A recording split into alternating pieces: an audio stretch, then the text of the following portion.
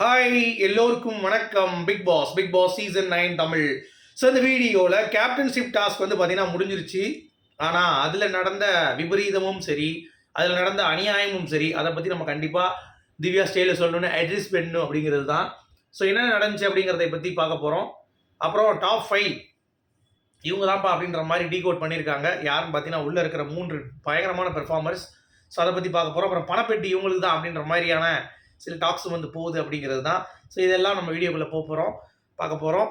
போகிறதுக்கு முன்னாடி சேனலுக்கு புதுசாக இருந்தீங்கன்னா கண்டிப்பாக சப்ஸ்கிரைப் பண்ணிக்கோங்க. வீடியோ மறக்காமல் ஒரு லைக் பண்ணிக்கோங்க. இப்போ நம்ம வீடியோக்குள்ளே போகலாம். ஸோ கேப்டன்ஷிப் டாஸ்கில் வந்து பார்த்தீங்கன்னா கடைசி ஃபஸ்ட்டு வந்து எல்லோரும் பயங்கரமாக விளையாடுறாங்க. ஆனால் அது வந்து போக போக வெறியாகுது. ஸோ இவங்களுக்கு ஏன் பிசிக்கல் டாஸ்க் கொடுக்கல அப்படிங்கிறதுக்கு இது ஒரு உதாரணம். ஏன்னா ஆதிரையை குப்புறப்பா அப்படியே கவுத்தி கீழே மண்டை விழுற அளவுக்கு வந்து பண்ணுறாங்க. இன்னொரு பக்கம் விக்ரம் வந்து தடுக்க போகிறப்ப எஃப்ஜே வந்து விக்ரம் இங்கேயே அடிக்கிறான் நங்குன்னு. அது மட்டும் இல்லாமல் நம்ம பிக் பாஸ் வந்து பார்வுக்கு காற்று இறங்கி விழுந்து தான் இருந்துச்சு. பலூன் உடனே அது அவுட்டுன்ட்டாரு. பலூன் இருக்குது, அது இருக்கிற வரைக்கும் ஃபுல்லாக காற்று இறங்கினா கூட பரவாயில்ல, சரியா? அது இருக்கிற வரைக்கும் விளையாட வச்சிருக்கலாம். பட் அது வந்து அநியாயம் பண்ணிட்டாங்க. அடுத்து ஒரு மனிதாபிமானமே இல்லை. உட்காந்து எல்லாரையும் போட்டு அடித்து விளையாடுறது அப்படிங்கிறது பார்க்கும்பொழுது நமக்கு வந்து நல்ல வேலைடா ஏஞ்சல்ஸ் அண்ட் டெமான்ஸ்லாம் இந்த மூதேவிங்களுக்கு கொடுக்கல அப்படிங்கிற மாதிரி நமக்கு வந்து ஒரு ஃபீல் வந்து கண்டிப்பாக கொடுக்குது அப்படிங்கிறதுல எந்த ஒரு மாற்று கருத்தும் இல்லை. ஏன்னா இவங்க இந்த டாஸ்கே அப்படி ஆடுறாங்களே. அப்போ ஏஞ்சல்ஸ் அண்ட் டெமான்ஸ்னால் முட்டை மட்டும் இல்லை, தூக்கி மசாலாவும் கண்ணில் தூக்கி போடுவானுங்க. மசாலாவும் வந்து பார்த்தீங்கன்னா அடித்து நகர்த்துவானுங்க அப்படிங்கிறது பார்க்க முடியுது. இன்னொரு பக்கம் இந்த விக்ரம் வந்து நிற்கிற மாதிரி நின்றுக்கிட்டு ஒரு பக்கம் வந்து பிடிச்சி சபரி லாக் பண்ணுறான். இருந்தாலும் பிடிச்சிட்டு ஓடுறான் மதையான மாதிரி. யாராணி அப்படின்ற மாதிரி இருக்குங்க. பிடிச்சி தள்ளி விட்டு சபரியை ஒரு புஷ் பண்ணிட்டு கொண்டு போகிறான். ஆனால் சபரியை சும்மா சொல்லக்கூடாது. அவனை வந்து பிடிச்சி அடித்து விக்ரம் வந்து மதம் யானை மாதிரி ஆயிடுச்சு. திடீர்னு மத யானை மாதிரி பண்ணுறான் அப்படிங்கிறது பார்க்க முடியுது. நல்ல வேலை இந்த பிக் பாஸ் எப்பா சாமி அப்படின்ற மாதிரி தான் இருக்குது. ஸோ கடைசியாக ஆதிரையும் போட்டு உடச்சிட்றாங்க. பார்வதிக்கு வந்து பார்த்தீங்க அப்படின்னா பலூன் வந்து காற்று பிடிங்கி விட்டாங்க அப்படின்ற மாதிரி சொல்லிட்டாங்க. அதோட வந்து முடிஞ்சு போச்சு. அடுத்து யாருக்கு ஃபோக்கஸ்? ஃபுல்லாக கனி and Kamaruddin. So Vikram attack பண்ணோடனே கோவம் வந்துருச்சு கமருதீனுக்கு. அடி பொழந்துட்டான். பிடிச்சி கனியை ஒரு அடி அடிச்சிட்டான்.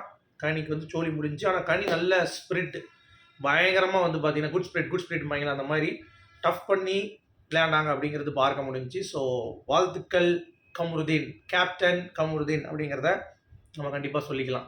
ஓகே, வேறு லெவலுங்க. அடுத்து உள்ளே வந்து டாப் 5 இவங்க தான் அப்படின்ற மாதிரி ஒரு டிஸ்கஷன் வந்து போகுது.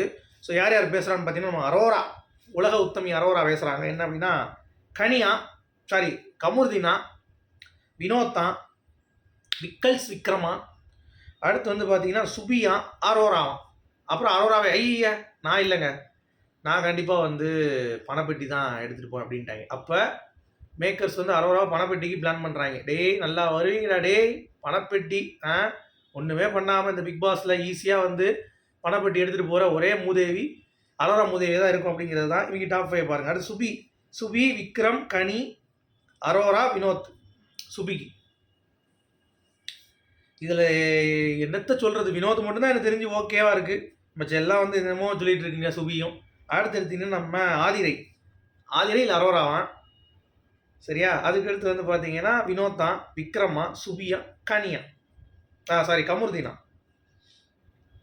ஸோ இந்த மாதிரி அவங்க சொல்கிறாங்க அப்படிங்கிறது பார்க்க முடியுது. ஸோ கமருதீன் வந்து ஓரளவுக்கு எல்லாருமே சொல்கிறாங்க. ஆனால் சுபி சொல்லலை, ஓகேவா? மற்றபடி விக்ரம் வந்து சொல்லலை. ஸோ இந்த மாதிரி வந்து டாப் 5 இப்போயே டிஸ்கஷன் வந்து பண்ணிகிட்டு இருக்காங்க அப்படிங்கிறது பார்க்க முடியுது. இதில் எங்கடா பார்வதி பேரை காணும், இதில் எங்கடா திவ்யா பேரை காணும். சரி விடுங்க, அவங்களுக்கு என்ன தெரிய போகுது? கரெக்டு தானே, அவங்களுக்கு என்ன தெரிய போகுது? தெரிஞ்சது தானே.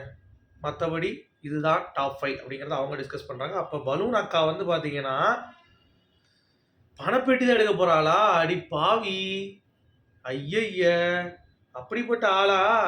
வேற லெவல் போங்க அப்படின்ற மாதிரி தான் இருக்குது. ஸோ பணப்பெட்டி யார் எடுத்தால் என்ன, டைட்டில் யார் எடுக்க போகிறா அப்படிங்கிறது தான் வந்து இப்போ ஒரு ஹாட் டாப்பிக்காக வந்து போயிட்டுருக்கு அப்படிங்கிறத பார்க்க முடியுது. So Kamaruddin is the captain. Kamaruddin கேப்டன்ஷிப்பில் எப்படி வந்து இந்த கேமோட டைமென்ஷன் இருக்க போகுது, எப்படி மாறப்போகுது அப்படின்னு சொல்லி பார்த்தீங்கன்னா ஃப்ரீ டாஸ்க் தான். பெருசாக ஒன்றும் அவ்வளோ பங்களிப்பு இருக்க போகிறது இல்லை. எல்லாம் வர போகிறாங்க, சாப்பிட போகிறாங்க, கரெக்டாக இருக்கணும் எல்லாம்.